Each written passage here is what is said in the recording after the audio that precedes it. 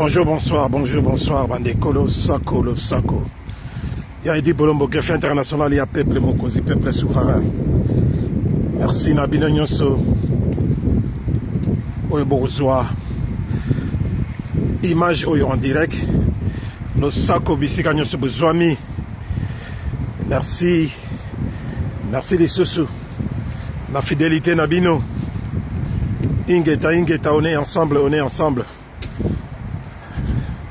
Nenge kaka na sala ka marche na ngai matinale. Voilà. Donc toye lisusu lelo po tolobela.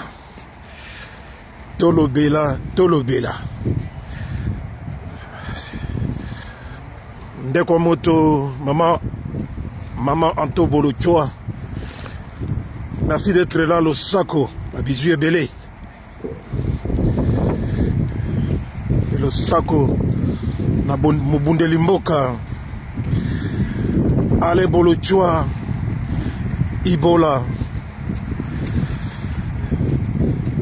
na cadre ya lèvons-nous et bâtissons. On est ensemble. Tozako Bunda Bitumba Oyo peuple Mokonzi toujours 2 siècles d'avance. Merci beaucoup Nabo Kechua Yambo, commandant Isso, il y a Eunice Banz, Papa Tom, Pe Bandeko Nyonso, Tozala Bangwe Longo, Maman Mongala, il y a Brigitte Mongala, Maman Déboulonné, il y a Déboulonné TV, Maserati Kipa Vita, le Sako Nayo. Voilà, sans oublier Marius Bayende, Kombolengi, moto l'équipe Bende, il y a tout le fel, il y a Baboul, il y a Eizel, na valeur. Puis le Sako Lissusu, na Alemboyo, il y a Mama Gimboyo, honorable et déshonorable, il y a Yongona. Bande Konangaï, na yere. Na yeli batu bataliban na ndenga mukete na lalité butu ya lelo. Je n'ai pas pu avoir vraiment un seul instant pour m'endormir comme il faut. Na maso oyo ezali koleka na est na mambinyo so ezali koleka na est bandeko na ngai, ça commence à faire beaucoup bandeko na ngai, ça commence à faire un peu trop de trop. Où est monsieur le Scarmouche?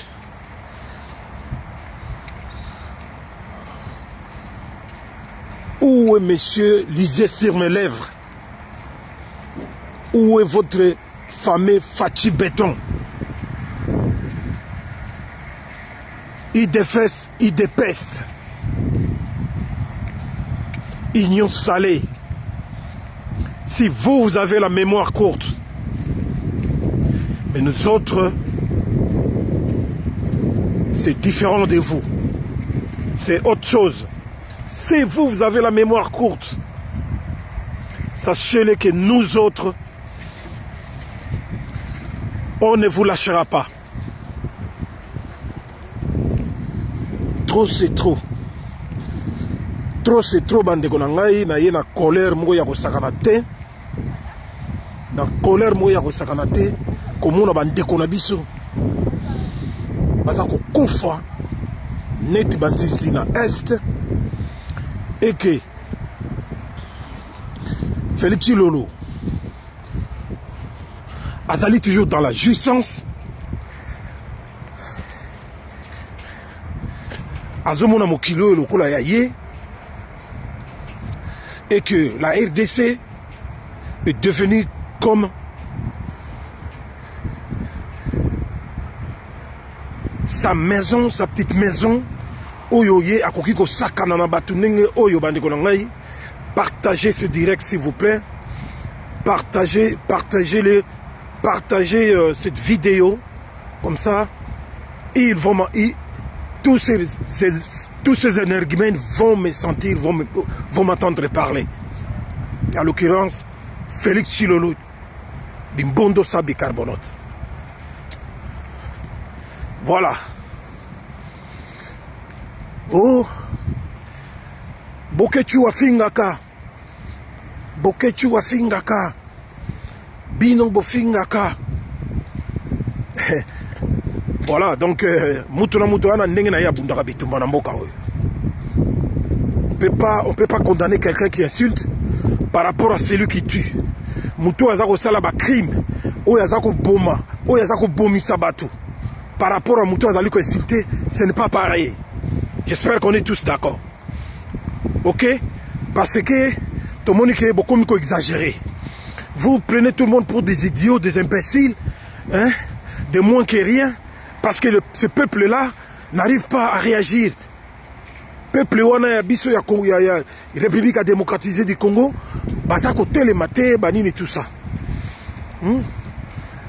Oh tofingaka, oh boketu afingaka.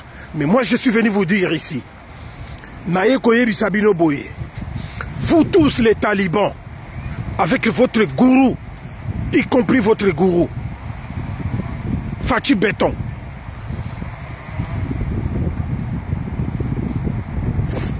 10 générations d'avant cette année 2024. 10 générations, je dis bien 10 générations d'avant cette année 2024, les années précédentes.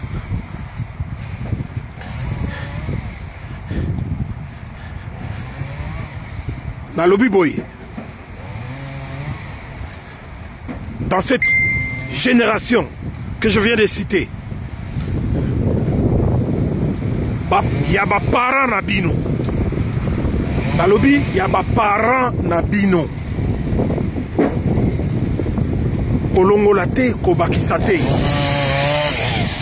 Il y a des parents nabino, c'est-à-dire, oyo bakufa, na oyo bazali vivanti lelo oyo. Et je dis et je répète, il y a des parents nabino. Parce qu'ils voulaient prendre tout le monde pour des idiots. Parce que trop c'est trop. Comment voulez-vous M23, le M23, le RDF rwandais, Nakati Mabele Nabiso, et qui continue à tuer, à assassiner ouvertement, sans que Bazala dissuader, parce qu'on continue à bomba batou, qu'on peut que boto la territoire na ndenge balingi. C'est comme si nous avons un pays qui n'existait pas. Et que Bino Bozole Kawana Félix Antoine Tshilombo, que les Kawana pas l'Europe, Ozali, Bozali la gouvernement, Ozali président, et bateau, il y a IDPS continue à t'acclamer, il y a Robert Léo Maboko, pendant que dans la jouissance, c'est que tu fous rien. Tu fous rien pour ce peuple-là. Lelo na réalité na image oyo bandeko na ngai soki botali bino moko na internet boko mona ke ce n'est pas la première fois, c'est dans leur système, dans le système des criminels de M23 des Rwandais, pour faire du mal, pour causer du mal au peuple congolais.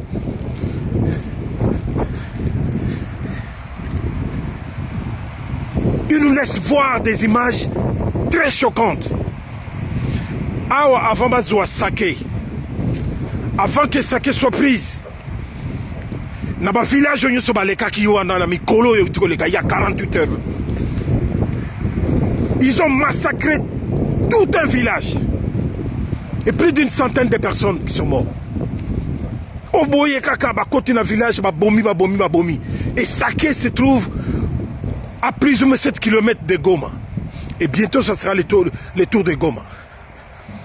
Pendant que les talibans et Félix Béton nous disent qu'ils ont une armée, ils ont ceci, ils ont un État, et tout ça, le gouvernement, machin, et tout ce qui s'ensuit. Mais intervenir, je vous dis, mes chers frères et sœurs, si je suis remonté, je n'ai pas pu dormir, l'image de cette femme, parmi les massacrés, parmi Bato Babomi, l'image de cette femme qui a été tuée à bout portant, avec son bébé dans les dos, avec son bébé dans les dos, et les mêmes personnes qui les ont tués, ils ont filmé. Pour nous ça, pour nous choquer Batou, pour nous choquer Batou Bandegonangai, image wana. Il y a moi un bébé dans mon Congo. Maman Koufi, bébé dans mon Congo. Si vous vous rappelez bien, il y a encore d'autres images comme ça avant. Il y a maman, des pauvres femmes, et vous allez voir toujours à côté, il y a un bébé qui attend le réveil de sa maman, qui essaye de réveiller sa maman. Ça, c'est des images très choquantes.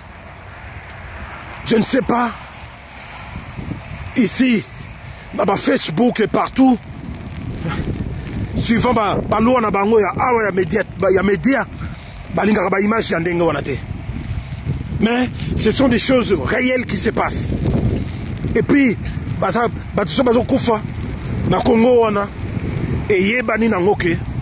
ce sont des multinationales.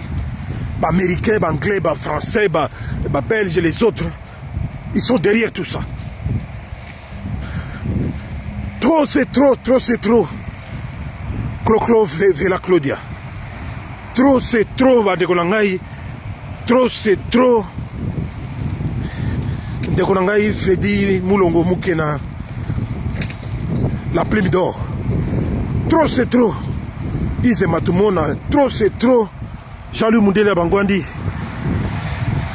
Mibaramo. Trop c'est trop ba image ya boye tolembi yango na yeko loko senga ma peuple congolais. Il est temps qu'on puisse faire quelque chose. Il est temps qu'on puisse faire quelque chose. La seule personne, l'unique, qui est plus méchant de tous, c'est ce que vous appelez votre frère, Félix Tshilombo. Yende Moutazali Mobomi. Il faut commencer, peuple congolais, il faut bandali bosonano, qu'on élimine Félix Tshilombo. Et il faut que Boma Félix Tshilombo, sans autre forme de procès. Si on veut arrêter tout ça, il y a cette derguimem, il y a Félix Tshilombo. Et ça est indispensable. Voilà. Tout ce qui est pour nous Sabino. Parce que trop c'est trop. Trop c'est trop, bande konangai. Hein? Vous vous rendez compte? En vous laissant manipuler comme ça, comme des gamins. Hein? Bande konangai. Félix, c'est un menteur, un super menteur. Il ment comme il respire. Irresponsable dans tous les domaines. On n'a jamais vu un pays, un président faire des choses pareilles. Voilà, Bitumba, Ezana Katamboka. Les gens, les mauvaises personnes, Batuloko n'était pas Paul Kagame, Hitler noir d'Afrique, Azako Boma, Azako Pesaba Or, na Félix, et Félix se soumet, au lieu de s'attaquer directement à lui, Azako yebisa biso, bah n'importe quoi, Azako yebisa mokili, que le Rwanda nous attaque, le Rwanda nous agresse du matin au soir, mais au lieu, en tant que président soi-disant, et un pays qui doit normalement avoir une armée, pourquoi ne pas riposter tout de suite? Azako sala yangote. Au contraire, Tayoki Lissusu, souvent l'information a dit que Félix a intimé l'ordre d'empêcher les Ouazalendo d'agir, de continuer à faire la guerre avec le Rwanda. Il a intimé l'ordre d'empêcher les Ouazalendo, qu'on ne leur donne plus de munitions ou les armes. Parce que lui, il a peur de la communauté internationale, il a peur des Américains et des autres, tout ça. Il a peur de sa vie. Mais c'est trop tard. C'est trop tard, bande Gonangai. Il y a un côté de manipulation. Il y a une force du progrès, il y a IDPEST. Pour qu'on menace les Américains, les Anglais, les Français, les ambassades. Mais pourquoi n'arrive-t-il pas à menacer le Rwanda, menacer leur ambassade, ou fermer leur ambassade, menacer l'Ouganda, ou fermer l'ambassade de l'Ouganda? Pourquoi ça qu'on s'allait en côté?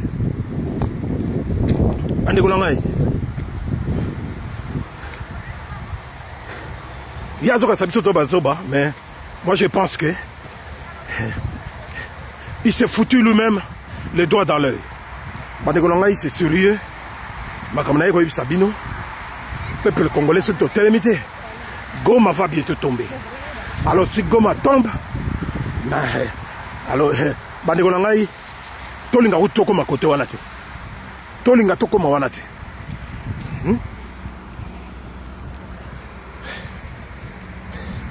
C'est grave ce qui se passe.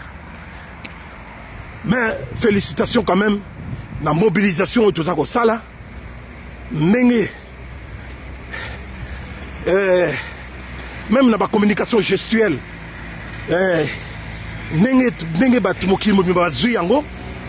monde entier maintenant, le monde entier compatit avec nous maintenant. Hein? Partout, il y a geste, il y a boye comme salama. Donc, ça prouve en suffisance que on tue les gens chez nous, il y a un génocide chez nous, mais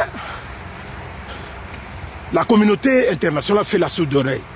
C'est ça, il y a un ça là, tu boye, geste oyo, et puis geste ya nini, il y a un revolver sur la tempe. Voilà. Donc, to médiatiser Mokili Mobimba, médiatiser yango. Et yebani Mokili Mobimba. Mais, et là, on est au Sénégal congolais. Qu'est-ce que nous devons faire en plus? Parce qu'on ne peut pas rester comme ça.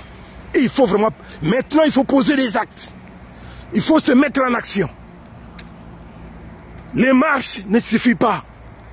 Oui, ça c'est pour mobiliser le monde extérieur avec nos marches. Toboïté. Maintenant, il y a des Congolais, surtout à Kinshasa. Vous allez distraire de Makambu Félix Nzakobimsaba, force du progrès, IDPEST. Bakenda ko manif ko menacera l'ambassade ya mboka onga la tangeli bino. C'est une façon yako usurper, yako maquiller pour bango bazako salango pour un individu, pour Félix. On doit manifester pour le pays et pour le peuple. Mais pas mais pas pour un individu.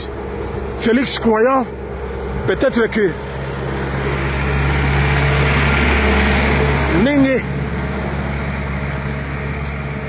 Nenge a donc faussé piste.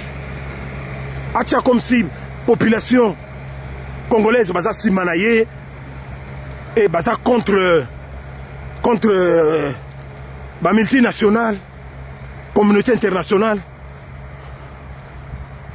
pour les accuser. Oui, nous le savons très bien que la communauté internationale et plus particulièrement les multinationales, ils ont une part de responsabilité dans cette histoire, dans cette criminalité contre le peuple congolais, pour les intérêts économiques et financiers. Mais quant à Félix, il y a Batounaye, il y a IDPS,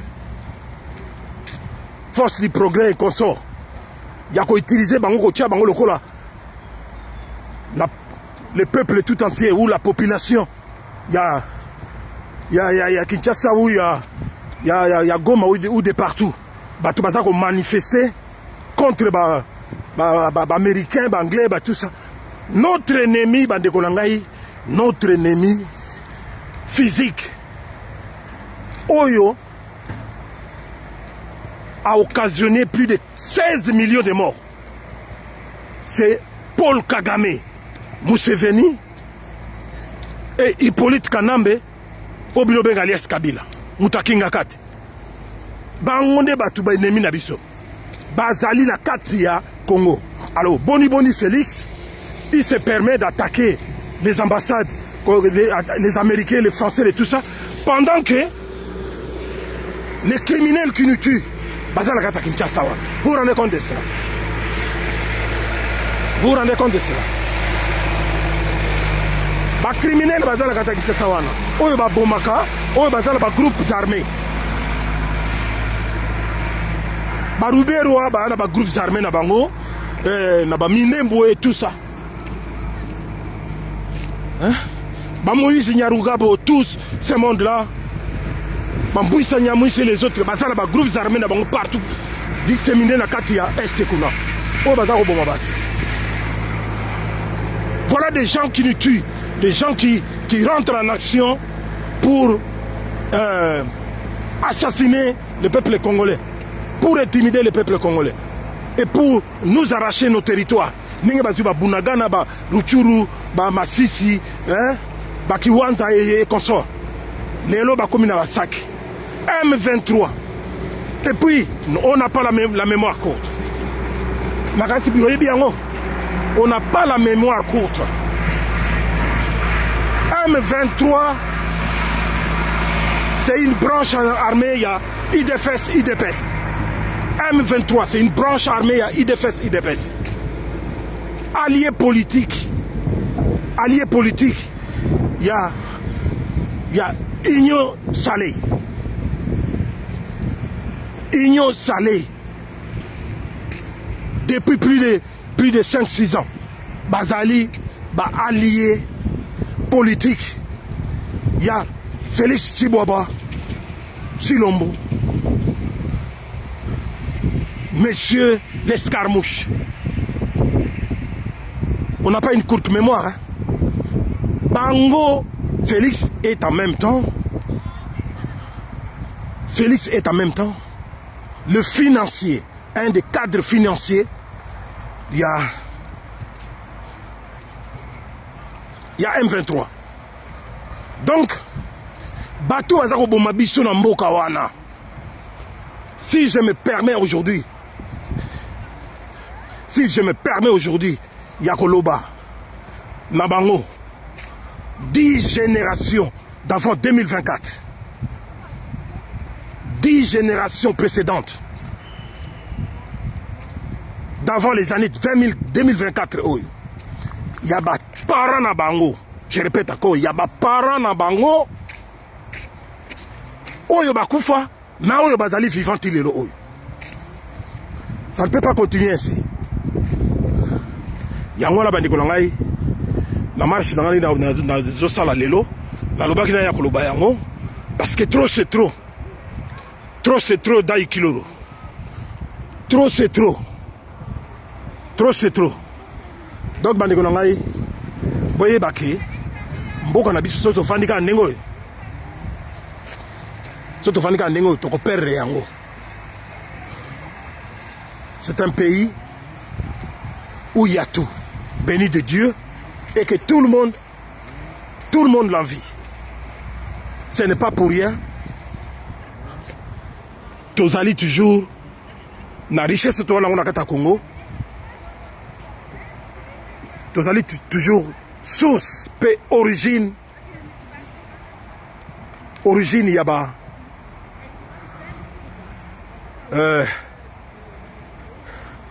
Origine yaba. Makambutu, révolution technologique nyoso ya mokili. Toutes les révolutions technologiques ya mokili, kobanda na bombe, oyo koye na Hiroshima, kobanda na bombe atomique, ti lelo oyo toye kosuka na ba batterie électrique. Et puis ce n'est pas encore fini. Ba matière première stratégique ya mokili nyoso za na mboka na biso. Donc, soki tobitola lisa, ya on a eu ba congolais. Moi, au février, et si la thé, opération, Bengana tout Rwandais, Nyos, na Kisasa partout. Opération, tu es bindak, tu es bangola balabala, tu es bangola na bari, na ba veni. Il faut que Bengana ba tout Rwandais. Na ma belle la biso. Bango tout, babima, en dehors de notre pays. Parce que Eleki ya koleka, y compris Félix Tshilolo, y compris Félix avec l'IDFS, IDFEST. Bazaba bomina biso, bazaba ndoki, banga batubazo niko la biso na mokilo. Alors botike la Félix tamukete, balingi ba bombo masiko. Bozo boyebi pourquoi ba komi ko menacer ba ambassade banini. Balingi ba mema batuna na diversion. Nenge 5 ans oyo witi koleka. Babana ikoko cela, Hippolyte Kanambe, FCC, oh à cause na bango baza ko bloquer biso. Sikoyo bakomi ko préparer sikoyo, bakomi ko préparer terrain. Pona kolobake 5 ans oyo peut-être ceux qui est marché et ça à cause ya ba américain, ya ba anglais, ya ba nini et tout ça. Faux et archi faux. Américain, anglais ou tout ça va empêcher et l'autre morote awa na Congo pour que bino bato boza ko dirige Congo boye ba bongisa Congo. Nous vous attendons sur ce point-là. Sur ce point-là, mesdames et messieurs, il faut que Kangalo Kuta Yasuka ya Félix Tshilolo. Il y a 5 ans, à Somba qui majorité parlementaire, il y a Somba, il y a corrompre. Majorité parlementaire, il y a en pleine législative un aventurier. Et ça, maintenant, on est dans Moukili. Mais beaucoup de monde a battu tout, même la communauté internationale. Parce que un parlement le plus corrompu, mais ça est là comme côté. Pour Bissomo, les Congolais, ça n'a pas rien. Sikoyo, après avoir usurpé vote, élection, Oyo, et Salama, élection, simulacre des élections. Pourquoi? Parce qu'il s'est voté lui-même. Parce que s'est voté Moko. Avec des machines à voler, il y a distribué plus de 15 000 machines. Donc, c'est-à-dire, ils ont la majorité absolue dans le Parlement. Vous vous rendez compte? Absolue. Et rien ne les empêche. Il y a voté la loi, il y a ça tout pour Sambokawan. Et l'autre, comment ils ont empêché Bangote? C'est par là que nous allons les avoir. Le Kouta Monene. Le Kouta Monene, Félix, un menteur, quelqu'un qui ment comme il respire. Irresponsable number one. Bazako bomobande kona yona est, yozako bina bina, yozako sepela mokili. et biso ba congolais tous à la pour tout mettre la maboko yango to ko sabino ba congolais de se réveiller. Il est temps de se réveiller. Pour bimana ba aventure bo mena buzoba botika ba musicien na makambo na bango parce que c'est des inconscients. Nous sommes en train d'applaudir nos joueurs, les léopards, avec tout ce qu'ils ont fait pour médiatiser encore plus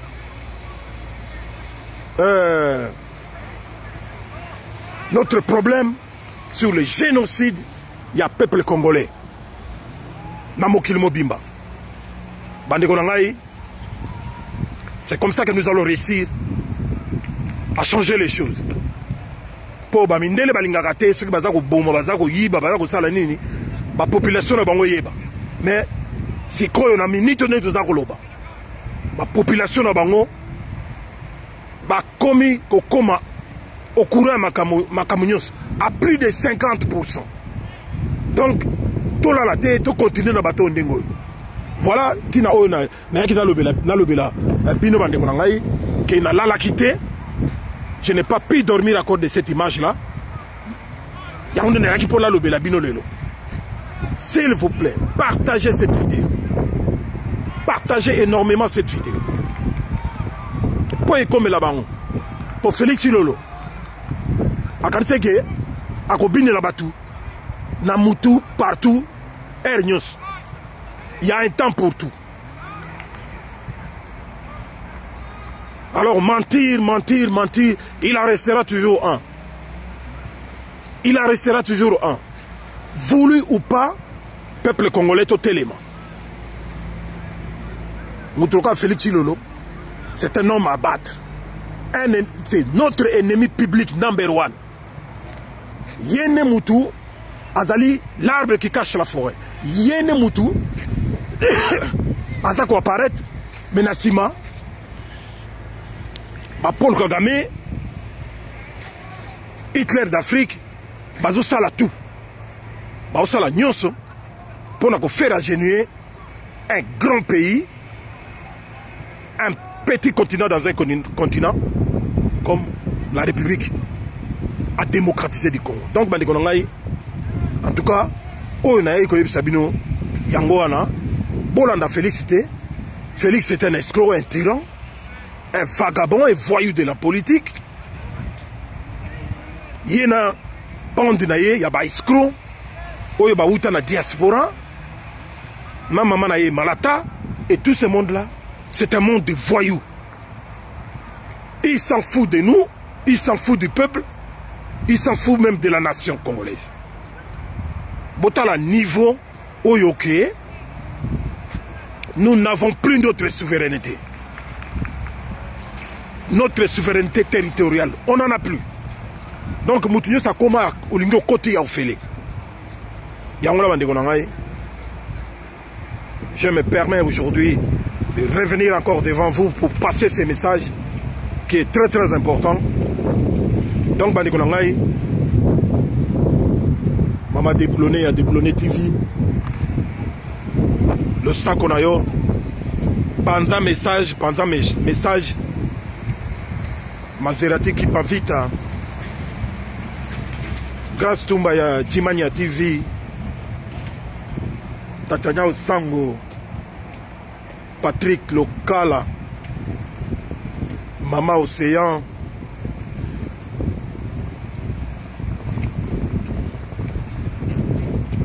Bino Nyonso, Kubuzako Bundela Mboka, Mama Anto Kinkala, Mama Kelani, lève-toi et marche. Bandekonangai, pour nous subir na lobake. Tozala ebele. D'abord, à Paris, le 17, c'est samedi 17, na Paris pour la marche. Oyo to na ambassade ya États-Unis et tout ça, ya ba Russie et tout ça. Tozala ebele na kati ya Paris. Bandeko ba organiser kuna donc il faut tozala. Ba marche wana zo sala bien.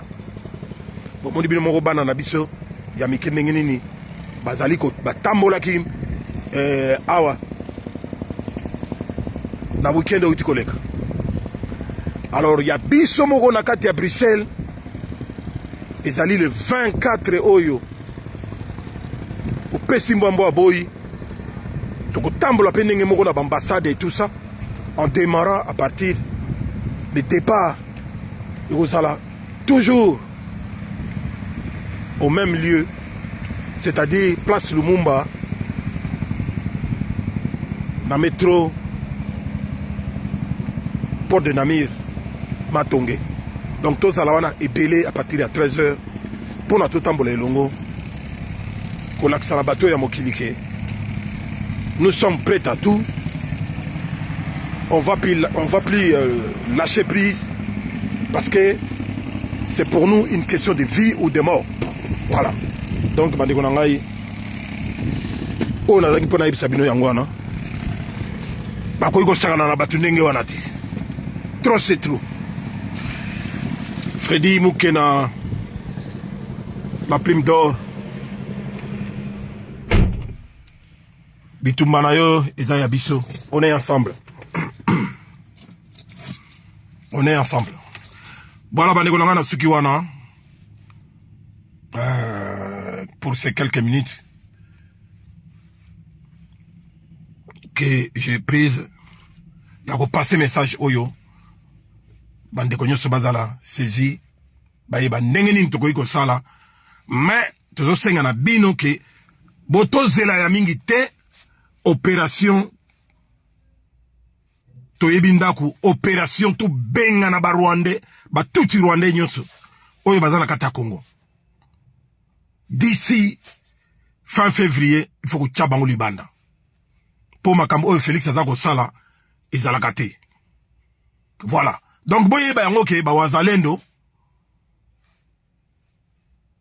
bazali sikoyo empêcher pour ba riposter menga bazako bunda bitumba pour na kobatela Goma Félix Lolo vi ba bêtise na ye vi complicité na ye oya zali nangona na communauté communauté internationale à travers la MONUSCO et le Rwanda, il y a Paul Kagame et l'Ouganda de Museveni. Balobi, il faut bakende jusqu'au bout. Pourquoi? Parce que balkanisation fait salama. Du nord, nord-est, sud-est. Et salama à tout prix. Parce que démocrate américain, il y a bango ezo souka na année au plus tard novembre. Ba démocrate américain. Trump a otiqué la bango tenté. Trump a otiqué la bango tenté. Na ba élection oyo. Ba yebi ke bazali ko perdre yango kana mingi te. Biden azako longwa. Alors ils veulent accélérer les choses pour na intérêt na bango économique, pour na puissance na bango. Donc ils n'ont pas d'autres pays oyo bakoki ko enrichir mboka na bango ko futa ba dette na bango ya ba milliards de dollars oyo bazako dépenser partout na ba guerre par-ci par-là na ba le col bazako dépenser na ba Ukraine.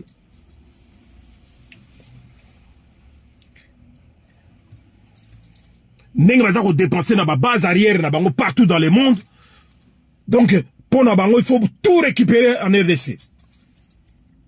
Yango moni bazako accélérer ma solo. Balingi kaka ba Goma Ekoya. Goma Ekoya comme ça bazwa tout wana. En complicité avec leurs nègres des champs, nègres de service, Paul Kouagame, Yena Bakanambe, et puis na boy na bango, Félix Chilolo, oyaza ko sali la bango, musala ya ko blanchir bango, ya ko officialiser occupation, et puis il y a qu'on manipuler peuple na biso. Il y a qu'à distraire le peuple nabiso. C'est ça l'arme principale, il y a Félix Chilolo. Mais ma kasi boyaza nangote. Un homme fort, azalaga loko la yete. Tout le monde a un homme fort, naba Mali, naba Burkina Faso, naba Niger, tout le monde a un homme fort, bazande kuna. Bana mike kutukole kaye. Mais lui, c'est un faiblard. Mouton bazo pesaye, pouvoir sans pouvoir, il y a repesa. Et vous voulez compter sur quelqu'un comme lui. Yango bande konangai. Ba Taliban, force du progrès, Batu Nzete,